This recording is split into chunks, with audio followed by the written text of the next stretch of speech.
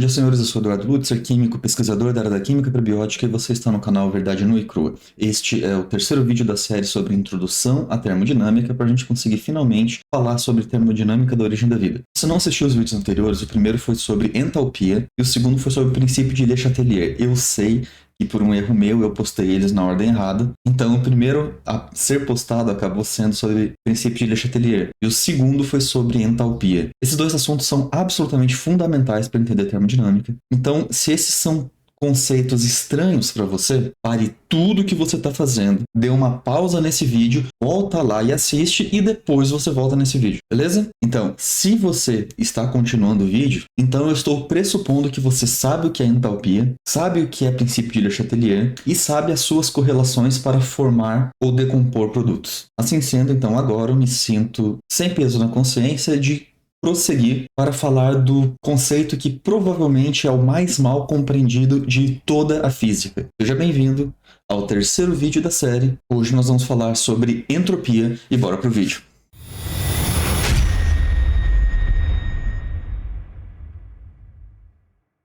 Como eu acabei de dizer, entropia é provavelmente o conceito mais mal compreendido de toda a física. Sim, entropia é um conceito físico, não necessariamente ou propriamente químico, mas nós usamos tanto na física quanto na química de maneira intercambiável e complementar uma a outra. É interessante que eu perguntei num grupo sobre quais desses conceitos que eu estou falando nessas introduções que eu estou fazendo eram mais conhecidos e que eles precisariam de menos explicações.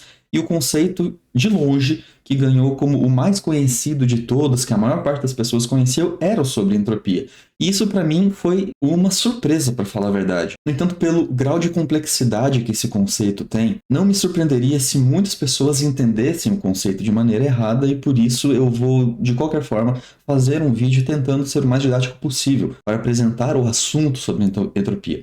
Entropia, geralmente, é visto como simplesmente desordem ou desorganização. Mas como funciona isso? Isso aí acaba virando um termo meio hippie, né? Porque como que eu meço a entropia? Como que eu sei se esse quarto aqui está mais desorganizado do que esse ou vice-versa? É no olho, eu simplesmente vejo e escolho qual deles está mais desorganizado? Se fôssemos fazer uma votação aqui, muito provavelmente as opiniões estariam divididas. E se você quiser tentar fazer essa brincadeira, posta aí nos comentários qual dos quartos você acha que é mais desorganizado. No entanto, apesar desse conceito popular meio hippie, na academia a entropia é vista como uma das coisas mais certas que existe. Uma das leis mais imutáveis e invioláveis de toda a natureza. Seth Lloyd diz que nada na vida é certo, exceto a morte, os impostos e a segunda lei da termodinâmica. Mas algo assim tão certo, ele precisa ter raízes matemáticas, ele não pode simplesmente ser um negócio filosófico, o que eu acho que é mais bagunçado do que o outro, não. E o que eu vou tentar mostrar para vocês hoje é a entropia partindo de um nível qualitativo até um nível quantitativo. Obviamente eu não vou me aprofundar no tema, mas vai ser o suficiente para você entender o que eu estou querendo dizer. E entender que quando a gente fala de entropia, não estamos falando de uma desorganização no olho, que a gente tem que decidir, escolher e votar qual que é mais organizado que o outro. Entropia é algo palpável, quantificável e mesmo assim abstrato. E é por isso que traz tanta confusão. Então, começando de maneira qualitativa, nós conseguimos ver a entropia de maneira muito clara quando observamos eventos do dia a dia. Por exemplo, qual dos dois GIFs está indo para frente e qual dos dois GIFs está indo para trás? Isso aqui parece ser meio óbvio. Um está se montando e o outro está desmontando. Obviamente o que está desmontando ele está indo para frente. Porque não tem como o que está desmontado, jogado aqui no chão, simplesmente se erguer do nada. E esse aqui são as bases dos conceitos de entropia. A entropia indica a seta do tempo, a direção que uma reação ocorre, porque ela sempre vai seguir para o lado do mais desorganizado. Pelo menos em tese. A questão é que pode ser que nem sempre funcione desse jeito. Para trazer para o lado mais químico da coisa, veja, por exemplo, este outro exemplo. Aqui nós temos café e leite sendo misturados. Qual deles está indo para frente, qual deles está indo para trás é bastante óbvio. Num, o leite está misturando com café e no outro, o leite está desmisturando com café. Basicamente, não tem como o segundo acontecer. Do ponto de vista químico, o que está acontecendo aqui é o seguinte. Nós temos, num primeiro momento, todas as partículas de leite de um lado e todas as partículas de café do outro. Absolutamente sem nenhum tipo de mistura. Num segundo momento, eles começam a se misturar, mas ainda existe um um pedaço que não se misturou com um outro pedaço lá do fundo. E num terceiro momento, a mistura está completa e ele vai ficar se diversificando em vários padrões diferentes, mas nunca mais vai voltar nem a esse e nem a esse. Em outras palavras, não existe um método natural de separar o leite do café. E é por isso que é dito que a entropia marca fenômenos irreversíveis, porque ela sempre aumenta, pelo menos quando tratamos de sistema isolado, como no caso da nossa simplificação aqui embaixo. Então, quando nós falamos de entropia, pelo menos a nível de química, nós estamos tratando de um assunto mais qualitativo do que quantitativo. E por química eu estou me referindo à química básica. Ela é representada pelo símbolo ΔS, delta é sempre variação, e o S é a entropia, e esse grauzinho significa que estamos lidando com ela no padrão de temperatura e pressão. E ela é usada para fazer predições de como serão os próximos estados de uma mistura ou de uma reação química. Provavelmente a maneira mais correta de se lidar com a entropia seja chamá-la de dispersão, porque entropia é literalmente isso. É como as coisas se espalham ao invés de se ajuntarem. Como que as coisas se expandem ao invés de retraírem. Como a energia se expande num sistema ao invés de se concentrar em um só ponto. Portanto, quando falamos de dispersão, nós estamos falando tanto de dispersão de matéria quanto de dispersão de energia. Como a matéria e como a energia se espalham. Dentro da matéria, nós podemos falar de dispersão a nível de mudança de fase, estequiométrico e de volume de gás. Então, como eu disse, eu vou começar bem qualitativo, só para você ter uma ideia do que eu estou falando e ver que é possível ter boas ideias sobre entropia no olho mesmo. Mas depois eu vou aprofundar para um nível mais quantitativo, para você entender do que realmente se trata a entropia. Então, uma maneira bem no olho de verificar a entropia é falando de mudança de fase. Quando eu me refiro a um objeto sólido, por exemplo, eu estou falando de um objeto organizado. Você pode imaginar um sólido como livros finamente organizados em uma prateleira. Cada um tem o seu lugar e é fácil de lidar com eles. Eles não ficam se movendo daqui. Mas se eu pego esse mesmo sólido, e você pode imaginar aqui um cubo de gelo, a nível atômico ele seria algo parecido com isso. No momento em que ele passa para o estado líquido, é como se os livros tivessem sido derrubados da prateleira. Eles ficam todos espalhados. Ainda no chão, mas todos espalhados. As moléculas agora elas não têm um lugar certo para ficar. Ela pode se locomover para cá, a outra pode ir para lá, e elas ficam se movendo aqui o tempo todo, mas restritas ao volume total delas, do líquido. Quer dizer, elas podem trocar de lugar. Isso indica uma liberdade de movimento maior, mas não completa. Agora, quando esse líquido evapora e ele se torna no estado gasoso, é como se estivesse acontecendo um tornado, um terremoto, um furacão, e os livros estão todos voando de um lado para outro na biblioteca. Os gases, eles se expandem e eles podem ir para onde eles quiserem. Então, eles têm liberdade completa de movimento. Eles não precisam trocar de lugar. Esse pode vir para cá, onde não tem nenhum outro, e o outro ocupar aqui, eles vão se chocar, e vai ser um caos danado isso daqui. Então, você consegue falar de entropia qualitativamente simplesmente olhando o estado da matéria. Se é sólido, líquido, gasoso, plasma, mas geralmente a gente não trabalha tanto com plasma a nível básico, né? Precisamente por causa da mudança de liberdade de movimento que as partículas têm. Fazendo uma analogia que um professor fez uma vez, prever aonde um monte de velhinhos estarão sentados numa festa é muito mais fácil do que prever a posição de adultos dentro dessa mesma festa. Estarão em pé formalmente se movendo pelo salão inteiro. Mas as crianças que estão correndo desesperadas de um lado para o outro no jardim, no quintal, essas são praticamente impossíveis de ser previstas. Não podemos falar de maneira qualitativa que entropia é liberdade de movimento. Portanto, ela vai crescer conforme a substância se expande. Beleza? Isso aqui é muito fácil. Aqui eu foquei só na parte qualitativa da coisa. Vamos aprofundar um pouquinho mais. Uma segunda maneira de ver dispersão de matéria seria falar de estequiometria. Estequiometria é provavelmente a matéria mais odiada do segundo ano do ensino médio, porque ela acaba envolvendo o sistema de equações, que é a questão do balanceamento químico. Mas vamos lá, olhe para essas duas equações aqui. É possível simplesmente olhando para a equação prever qual delas tem maior entropia do que a outra? E a resposta é que geralmente sim. De maneira qualitativa, você consegue prever o estado de entropia simplesmente olhando o volume. Por volume na química, considere o número de mols. Se você não tem nada na frente de uma molécula, significa 1 mol. 1 mol se transforma em 2 mols nessa reação. Portanto, 2 mols ocupa muito mais volume do que 1. Cada mol representa 602 sextilhões sextilhões de moléculas. 2 mols, então, significa o dobro de 602 sextilhões. Isso é 1,2 septilhões de moléculas. Então, 2 mols têm um estado de entropia muito maior do que apenas 1 mol. A mesma coisa podemos fazer aqui embaixo. Quando nós vemos que 2 mols de água se transforma em 2 mols de gás hidrogênio mais 1 mol de gás oxigênio, nós temos então um total de 3 mols do lado dos produtos e 2 mols do lado dos reagentes. Logo, nós temos 50% mais moléculas para os produtos do que para os reagentes. E se você tem mais moléculas, mais partículas, automaticamente a sua entropia é maior. Então, qualitativamente, nós podemos dizer que o aumento no número de partículas também aumenta a entropia. E beleza, isso é muito fácil de prever. O problema é que nem toda reação acontece isso, como por exemplo, a reação de hidrólise ou polimerização. Nós temos 2 partículas dos 2 lados. Num caso como esse, qual lado possui maior entropia? E agora a gente vai começar a aprofundar um pouco no que a entropia realmente é. Mas por enquanto de forma muito simples. Imagine que essas moléculas fossem bloquinhos. Esses bloquinhos ocupam uma posição no espaço. Para cada monômero, que no caso aqui é a glicina, nós temos 3 bloquinhos, e juntando os dois formariam 6 bloquinhos, mas libera uma molécula de água, então estamos liberando um bloquinho aqui. Isso aqui é só a nível ilustrativo, para você conseguir visualizar a posição deles no espaço. Agora, imagina que eu tenho uma malha, que no caso aqui eu escolhi um número arbitrário qualquer, você pode fazer essa simulação com qualquer número, e eu usei aqui 6 por 8.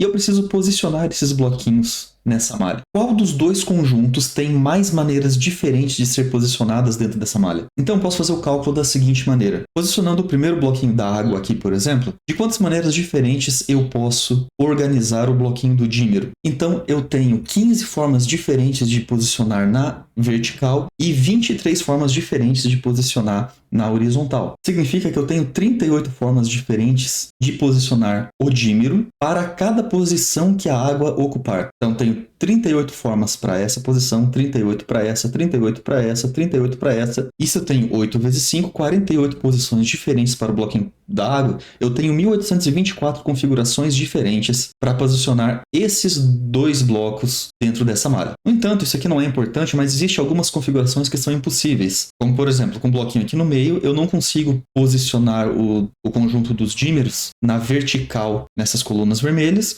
e nem na horizontal nessa linha vermelha. E isso somam 104 configurações impossíveis. Então, no total, eu tenho 1720 configurações diferentes para posicionar tanto a água quanto o dímero dentro dessa malha imaginária que nós acabamos de criar. Só que fazendo o mesmo cálculo para os 2 monômeros, nós chegamos a 3.936 configurações diferentes. Isso significa que existe mais do que o dobro das configurações de encaixe entre os 2 monômeros dentro dessa malha do que para o dímero com a água. E aqui você começa a entender o que entropia realmente é. Entropia, então, são formas diferentes de configurar 2 moléculas dentro de um espaço limitado. É claro, isso aqui é uma super simplificação. Aqui eu não estou considerando entropia vibracional ou rotacional, eu só estou configurando posicional. Isso é a posição que essas moléculas estão ocupando no espaço. Mas você consegue ter uma ideia de que há muitas mais formas diferentes de configurar os 2 monômeros do que o dímero com a água nesse espaço finito que nós criamos. O que significa que a entropia dos 2 monômeros é muito maior do que a entropia do dímero com a água. Logo, o estado de maior entropia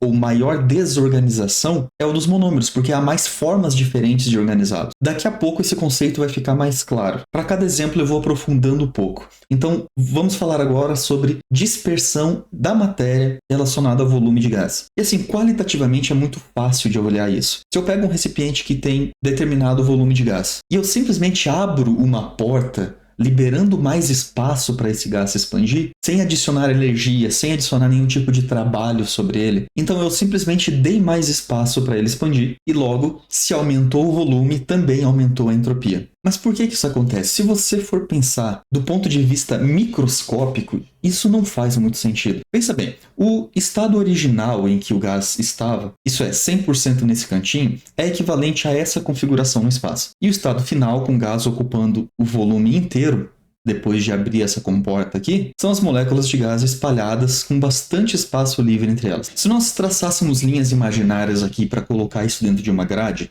a configuração espacial delas seria mais ou menos dessa maneira. Se você for parar para pensar, qual que é a probabilidade dessa configuração acontecer e qual a probabilidade dessa configuração acontecer. Então, calculando bolinha a bolinha, qual que é a probabilidade da primeira bolinha estar exatamente nesse quadradinho? Ora, nós temos 8 por 5, então temos 40 quadrados no total. Então, a probabilidade da primeira bolinha estar neste primeiro quadradinho é de exatamente 1 sobre 40. Perfeito. E qual que é a probabilidade da segunda bolinha estar no segundo quadradinho? Ora, a primeira já está ocupada, então só tem mais 39 quadradinhos livres, então é 1 sobre 39. E do terceiro, 1 sobre 38, e assim sucessivamente. Eu vou descobrir que a probabilidade deste arranjo de moléculas é de 3 vezes 10 a menos 16. Beleza, até aqui é muito fácil. Agora, qual que é a probabilidade deste arranjo de moléculas? Qual que é a probabilidade, então, do primeira bolinha estar exatamente neste último quadradinho da primeira coluna aqui? Também 1 sobre 40. E qual que é a probabilidade da segunda bolinha estar neste segundo quadradinho da segunda coluna? Também 1 sobre 39. E assim sucessivamente, a terceira também tem 1 sobre 38.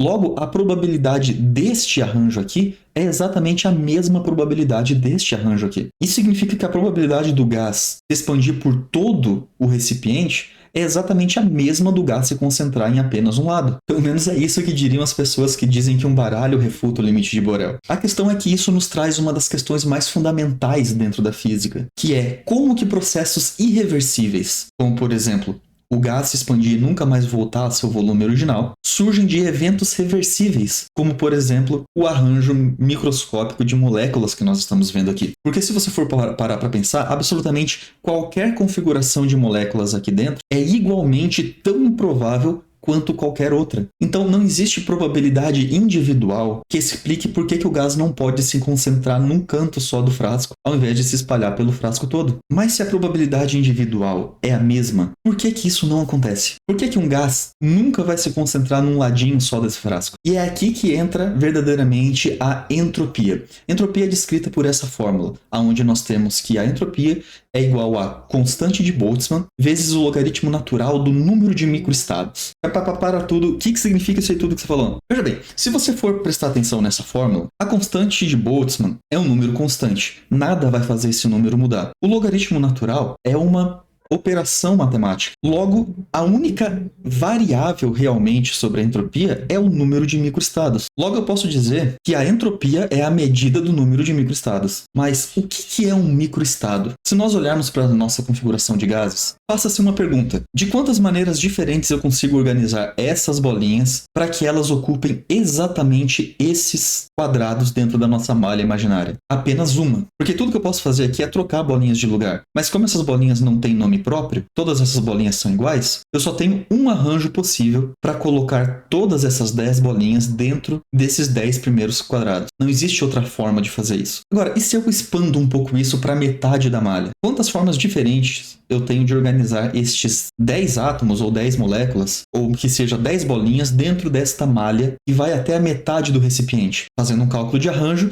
eu já tenho 184, quase 185 mil arranjos diferentes para colocar essas 10 bolinhas dentro desses 20 espaços. O que significa que dentro desses 20 espaços apenas, a chance de que todas as 10 bolinhas fiquem exatamente aqui já é 1 sobre 85 mil. Isso é praticamente zero. Mas se eu expandir mais isso daqui para ocupar os nossos 40 espaços originais, quantas formas diferentes eu consigo rearranjar essas 10 bolinhas para preencher esses 40 espaços que nós temos aqui? E fazendo o cálculo de arranjo, nós já temos quase 850 milhões de arranjos diferentes. Isso significa que a nível de probabilidade, a chance de que esse gás, tendo essa liberdade inteira, volte para esse estado é de apenas 1 sobre 848 milhões, o que é efetivamente zero. A chance de que esse gás se acumule apenas nessa metade do frasco também é de 185 mil sobre 148 milhões, o que é praticamente zero. Já a chance de que ele ocupe o espaço inteiro é maior do que 99%, o que significa que, estatisticamente falando, o gás sempre vai ocupar o espaço todo, porque a probabilidade dele voltar a se concentrar em um lugar só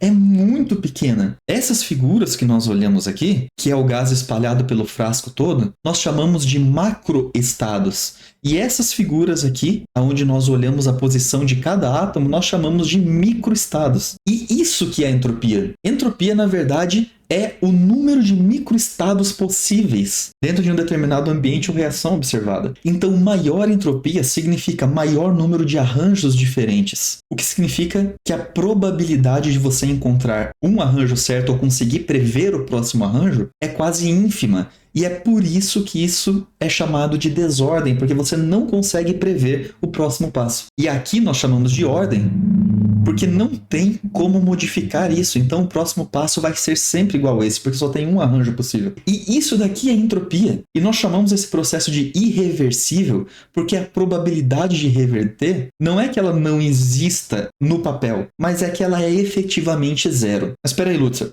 99% não é 100. Significa que a cada 100 tentativas eu vou conseguir fazer algum tipo de reversão aqui, correto? Em tese, sim. O problema é que, veja, nós estamos lidando apenas com 10 moléculas aqui, ou átomos, vai depender do que você está tratando. Se nós expandirmos esse mesmo raciocínio, duplicando a largura e a altura dessa malha, e usando o número proporcional de moléculas, agora nós temos 40 moléculas numa malha de 16 por 10, ou seja, 160 espaços diferentes. O número de arranjos do gás inteiramente concentrado nesse espaço continua sendo 1. O problema é que o número de arranjos para o gás ocupar a metade do espaço já sobe de 185.000 para 1,07 vezes 10 elevado a 23. Isso é 1 seguido de 23 zeros atrás dele. E se você está achando isso muito, o número de microestados, então, isso é de arranjos diferentes, para 40 moléculas numa malha de 160 espaços, é de 8 seguido de 37 zeros. Se você for dividir a probabilidade dele ocupar só a metade do volume pelo volume total, muitas pessoas têm dificuldade em visualizar a notação científica, mas se o volume total fosse 1 vezes 10 a 24, a probabilidade seria de 10%.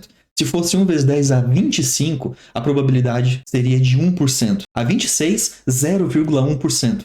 Como nós estamos tratando de 37, a probabilidade é de 1 vezes 10 a menos 15. Isso é 0,14 zeros e depois 1. Isso é efetivamente zero. E a probabilidade de usar todo o volume é de efetivamente 100%. E aqui nós estamos tratando apenas de 40 átomos. Um único mol tem 6,02 vezes 10 a 23 moléculas ou átomos. Isso é 602 sextilhões de moléculas. Isso significa que não existe nenhuma probabilidade de um gás real ocupar apenas metade do seu volume, porque o número de espaços e configurações diferentes que eles podem ocupar é praticamente infinito. E isso daqui é entropia. Tá, beleza, eu entendi que entropia é o número de configurações possíveis das moléculas ou átomos dentro de um determinado espaço. E que a probabilidade disso reverter espontaneamente é praticamente impossível. Mas espera aí. Você não me engana. Eu sei que isso não é verdade porque eu vejo esses processos revertendo o tempo todo. Por exemplo, se eu simplesmente pegar esse mesmo gás, nessa mesma configuração, e comprimir esse gás, aplicar uma força num pistão e levar esse gás lá para o cantinho de novo. Eu estou revertendo a entropia, não estou? E a mágica acontece agora. Não está. Peraí, mas ele não voltou apenas ao estado inicial? E é precisamente isso. Não. Quando você aplicou uma força, você comprimiu o gás. Você não deixou o gás voltar por conta própria. E quando você comprimiu o gás, você aumentou a temperatura. Por quê? Porque comprimindo o gás, você aumenta a velocidade das moléculas. E energia cinética é igual a metade da massa vezes a velocidade ao quadrado. Então você está adicionando energia cinética a esse gás. O que significa que por mais que essas moléculas agora só tenham uma configuração possível, espacialmente falando, você deu a elas algo muito mais poderoso que é energia. E agora, muitas dessas moléculas estão carregando pacotes de energia. Os físicos chamam isso de quanta, mas isso não vem ao caso pra gente aqui agora. Isso significa que efetivamente você está aumentando a entropia porque está adicionando energia ao sistema. Porque o número de microestados não depende apenas dos arranjos espaciais, mas também do modo energético de cada partícula ali dentro. E é aqui que a porca torce o rabo. Permita-me voltar aqui à forma de entropia que nós acabamos de ver. O número de microestados que eu mostrei para vocês visualmente como arranjos posicionais dentro de uma malha Na verdade, existe uma forma muito mais elegante de calculá-lo. E essa forma é através dessa fórmula, que diz que o volume elevado ao número de partículas vezes a energia total elevada a 1,5 vezes o número de partículas. E por mais que não é necessário que você entenda ou faça cálculos, porque os números aqui são exorbitantes, o que você precisa entender aqui é que enquanto o volume é elevado simplesmente ao número de partículas, a energia é elevado a 1,5 vezes o número de partículas. O que significa que a energia tem um efeito muito maior no número de microestados do que o arranjo espacial. Então, por mais que você tenha confinado a apenas um arranjo espacial, o fato de ter adicionado energia tem um efeito muito maior no número de microestados. O que significa que se o volume dava números exorbitantes de configurações possíveis, a energia dá muito mais. E para demonstrar isso para você, eu quero usar um exemplo de dispersão de energia sem configuração espacial envolvida. De maneira qualitativa, eu poderia simplesmente dizer que a quantidade de energia é proporcional à entropia. Isso é, adicionar energia aumenta a entropia. Isso é verdade. Se você entender isso, já é suficiente. Mas para aqueles que querem um pouco a mais, deixa eu dar um exemplo que eu dei na live do Jadson na semana passada. Imagina que você tem duas barras de ferro. Uma dessas barras está quente e a outra barra está fria. O que acontece no momento em que você aproxima as duas? A intuição logo já diz que o calor será transmitido da barra quente para a barra fria. E a barra fria vai esquentar até que as duas atinjam uma temperatura igual, certo? E isso é verdade. Mas por que o inverso não acontece? Por que a barra fria não pode esquentar a barra quente? Intuitivamente, essa resposta é muito lógica, mas eu quero te mostrar isso dentro da entropia. Aqui eu dei um zoom para pegar apenas 8 átomos de cada uma dessas barras. Então aqui nós temos 8 átomos da barra quente, e esses 8 átomos estão carregando 7 pacotes de energia. Ou quantas? Enquanto os átomos da barra fria também carregam energia, mas estão carregando menos porque a barra está mais fria. Esses pacotes de energia eles podem se locomover entre os átomos de diferentes maneiras. Então existem várias formas diferentes de rearranjar esses pacotes de energia em cada uma das barras. Mas no momento em que eu tiro a separação entre elas, a energia vai começar a poder fluir de uma barra para outra. E agora eu não tenho mais apenas 7 em cada barra. Eu posso começar a misturar. E a intuição vai dizer que em algum momento vai ficar 5 em cada barra. O problema é que, microscopicamente falando, essa energia vai ficar fluindo, indo e voltando várias vezes. E é possível que, em algum momento microscópico, se eu tirasse uma foto, eu conseguiria visualizar a distribuição de energia dessa maneira, onde a barra quente, que inicialmente começou com 7 pacotes de energia, agora tem 9. E a barra fria, que começou com 3, agora tem 1. O que significa que, efetivamente, a barra fria esquentou a barra quente, transmitiu energia para a barra quente. E se você vê a maneira de rearranjar esses 7 pacotes de energia nesses 16 átomos que existem aqui, você vai encontrar 91.520 maneiras diferentes da barra quente terminar com 9 pacotes de energia e a barra fria apenas uma. E você pensa, poxa, isso é bastante. O problema é que a probabilidade delas terminarem com 5, isso é, na mesma temperatura, é 7 vezes maior. Isso é, existem 7 estados diferentes de ter 5 pacotes de energia para cada barra, para cada estado que tem 9 pacotes de energia na barra mais quente. E se você fizer a distribuição completa para todas as configurações possíveis, desde 0 na barra quente e 10 na barra fria, até 10 na barra quente e 0 na barra fria, você vai chegar nessa distribuição de probabilidade. Então, esses são todos os microestados possíveis para distribuir esses 10 pacotes de energia em 16 átomos diferentes. A soma de todos esses microestados até esses 7/3 significa que a barra quente ou se manteve com o mesmo número de energia que ela tinha, ou esfriou para ceder energia para a barra fria. Apenas essas 3 últimas barras aqui indicam um estado onde a barra quente ganhou energia. Mas se você somar esse valor, você vai descobrir que 10% das vezes a barra quente ganha a energia da barra fria. Então, efetivamente, em 10% das vezes, a barra fria esquenta a barra quente. Mas, de novo, por que isso não acontece? Por que nunca que você encostar uma barra quente numa barra fria, a barra fria vai esquentar a quente? Por que na prática isso nunca vai acontecer? De novo, por causa do número da amostragem de átomos que eu estou pegando. Se eu multiplicar a minha amostragem por 10, agora eu tenho 80 átomos de cada lado, e a barra quente tem 70 pacotes de energia, enquanto a barra fria tem 30 pacotes de energia, a minha distribuição amostral já muda bastante. E agora, apenas multiplicando isso aqui por 10, a minha probabilidade de 10% cai para 0,05%. E aqui nós estamos lidando com apenas 80 moléculas de cada lado. Um único prego tem cerca de 27 sextilhões de moléculas. E se você continuar elevando isso exponencialmente até esse valor, você vai descobrir que a chance da barra fria esquentar a barra quente é de efetivamente zero. E é por isso que isso nunca acontece na prática. Mesmo que exista uma chance teórica, isso é, no papel, na prática isso absolutamente nunca vai acontecer. E é por isso que nós temos certeza absoluta que em nenhum universo possível de qualquer número de multiversos que você queira inventar, uma barra fria vai esquentar uma barra quente. Porque a probabilidade é infinitesimalmente pequena, o que vai além do limite de Borel. E por isso não acontece. Agora, ao se tratar de energia, a entropia distingue meios diferentes de energia. Existem duas formas, basicamente, de você adicionar energia a um meio. E você pode entender isso de maneira mais adequada ao pensar numa mesa de bilhar, mas sem os buracos, porque nós não queremos roubar a matéria dela. Imagina que cada uma dessas bolinhas é uma molécula ou um átomo. As duas mesas estão perfeitamente iguais em questão de organização das suas partículas, certo? Na termodinâmica existem dois tipos de energia: energia útil e energia dispersa. Quando você adiciona calor a um recipiente, a um frasco, a um gás, a qualquer coisa, o que você está fazendo na prática é adicionando caos a esse ambiente. As moléculas elas vão se agitar de maneira completamente imprevisível. Você vai dar mais energia, velocidade para umas, menos para outras, e o resultado final vai ser completamente imprevisível. E também existe uma fórmula para explicar isso, porque a variação de entropia é proporcional ao calor adicionado ao sistema. Então, quando você adiciona calor a um sistema, você não traz ordem, você traz desordem, você traz caos.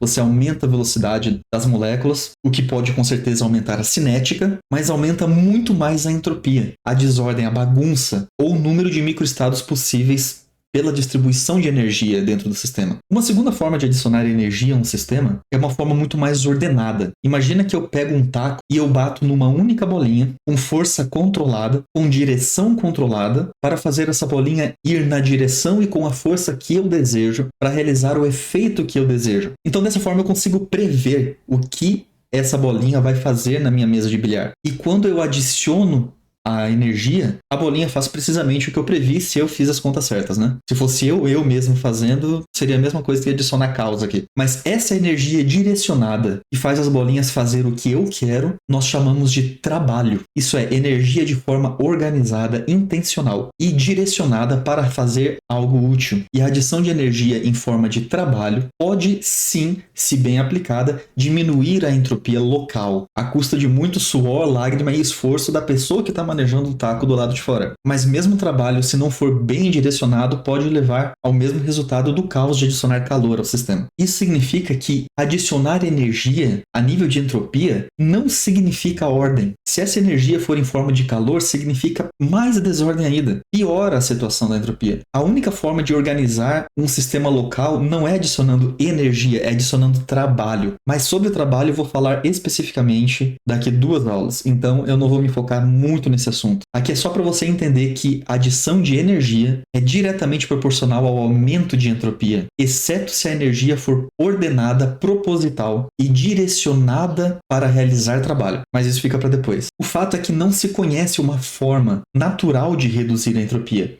A melhor tentativa até hoje foi feita por Maxwell, um experimento mental chamado de demônio de Maxwell. Nesse experimento mental, Maxwell sugere uma mistura de gás separada por um compartimento, onde esses gases têm diferentes estados de energia. Aqui eu representei as partículas mais quentes como vermelhas e as mais frias como azuis. E como um gás homogêneo, elas estão misturadas por toda a extensão do gás. O que Maxwell disse é o seguinte: imagina que houvesse uma comporta aqui no meio que este ser racional pudesse abrir e fechar à vontade sem adicionar trabalho, sem atrito, baseado unicamente na sua própria vontade. E ele chamou isso de demônio, mas não significa que é um demônio. Era simplesmente para dizer que existe uma entidade aí que está fazendo esse serviço de fechar e liberar a comporta. Basicamente a ideia é, este ser quer separar os gases de alta energia dos gases de baixa energia. E ele conhece a velocidade de cada partícula que existe aqui e o seu estado energético. Então, quando uma partícula rápida tenta passar para o lado esquerdo, ele permite. Mas se uma partícula lenta tenta passar para o lado esquerdo, ele fecha rapidamente a comporta, sem nenhum atrito, e não permite que a partícula passe. Então ele consegue fazer uma filtragem 100% eficiente do que passa para cada lado, de modo a permitir que apenas partículas lentas ou com pouca energia fossem para a direita e apenas rápidas ou com muita energia fossem para a esquerda. E ele passivamente faz com que todas essas partículas consigam se aglomerar em seus respectivos lados, tornando o lado esquerdo mais quente, porque todas as partículas de alta velocidade estão lá, e o lado direito mais frio, porque todas as partículas de baixa energia ou baixa velocidade estão aqui. Esse experimento efetivamente estaria reduzindo a entropia do sistema, porque você está organizando partículas por seu grau de velocidade. E essa proposta foi feita no século XIX, e por mais que fosse um experimento mental, uma proposta imaginária, foi tida como algo que realmente pudesse reduzir a entropia de uma maneira quase mágica, mas reduzia. O problema é que no início do século XX, Claude Shannon ele introduz a teoria da informação. E ele descobre que informação é armazenada em forma de organização de matéria e energia. Pensando sobre o experimento mental de Maxwell, Leo Szilard comprovou que cada observação desse ente poderia ser resumido na adição de informação em forma de byte. Isso é, sim ou não, 0 e 1, passa ou não passa, quente ou frio, energético ou não energético. E Hofmann-Dauer descobriu que o armazenamento de energia em forma de byte, ele gera dispersão energética proporcional à constante de Boltzmann vezes a temperatura vezes o logaritmo natural de 2 em calorias. Isso é, essa energia informacional armazenada em organização de matéria e de energia precisa ser resetada porque a memória não é infinita. Tanto a memória humana quanto de um HD ou SSD, pendrive, essa memória precisa ser reescrita para trabalhar de forma dinâmica. E esse processo causa dispersão térmica. E eles concluíram que a entropia reduzida por esse ente na organização da matéria em quente ou frio é compensada ou superada em muito devido ao aumento da entropia do próprio ente, mostrando que mesmo nesse experimento mental, a entropia do sistema não reduz, ela sempre aumenta por causa do aumento de informação que o ente recebe. E esse é um ponto especialmente importante para a gente, porque informação é energia organizada, ou matéria organizada. A organização indica uma redução de entropia, mas essa organização nunca é espontânea, ela sempre vai exigir trabalho. E isso traz implicações muito interessantes pra gente. Porque imagine duas proteínas. As duas são formadas por 60 aminoácidos e cada uma delas é formada pelo mesmo número de aminoácidos. A única diferença é que essa aqui é disfuncional e essa daqui é funcional. Mas a entropia do ponto de vista meramente químico das duas deveria ser exatamente a mesma. Mas do ponto de vista informacional, não. Essa daqui funciona, essa não funciona. Do ponto de vista informacional, existe 1 vezes 10 elevado a 78 maneiras diferentes de formar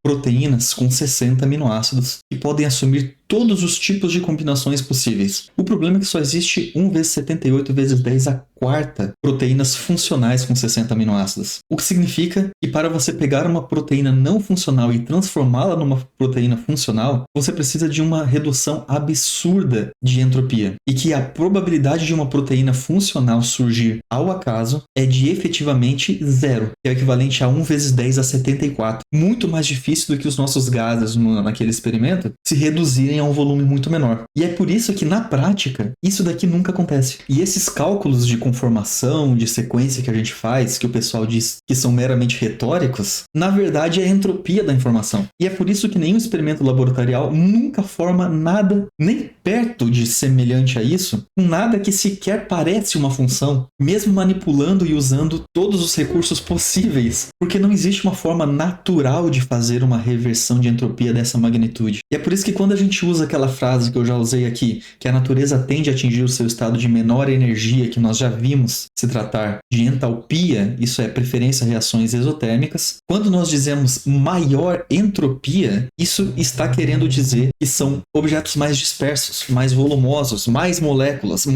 menores, energia de menor qualidade, isso é mais calor, menos trabalho e menos informação, coisas mais disfuncionais, coisas funcionais não surgem do nada. Isso é, a a natureza sempre vai se guiar para o infinitamente mais provável. E essa frase, na verdade, ela é uma descrição do que nós vamos ver na próxima aula, que é a energia livre de Gibbs. Mas peraí, Lúcia, peraí, isso aí tudo que você falou tá errado. A natureza consegue sim reverter a entropia. Basta olhar para a formação de gelo ou recristalização de sal quando a água evapora, por exemplo. Porque a energia solar tem poder de reverter a entropia. Isso é, ela não vai sempre esse lado, não. A entropia é meramente retórica. E é exatamente sobre isso que nós vamos falar na próxima aula quando tratarmos sobre a energia livre de Gibbs. E é aí que nós vamos entender o que realmente significa um estado de menor energia, maior entropia e o poder que o Sol tem na reversão da entropia. Espero que essa aula tenha te ajudado a entender um pouquinho melhor que entropia não é algo filosófico, é algo quantitativo. Nós podemos calcular, é matemática. Acima de tudo, é estatística que os evolucionistas tanto odeiam. E por isso, uma das leis mais bem fundamentadas que existe no universo. Na próxima aula, então, nós vamos falar sobre a energia livre de Gibbs. E é agora que nós já temos todo esse arcabouço teórico dessas 3 aulas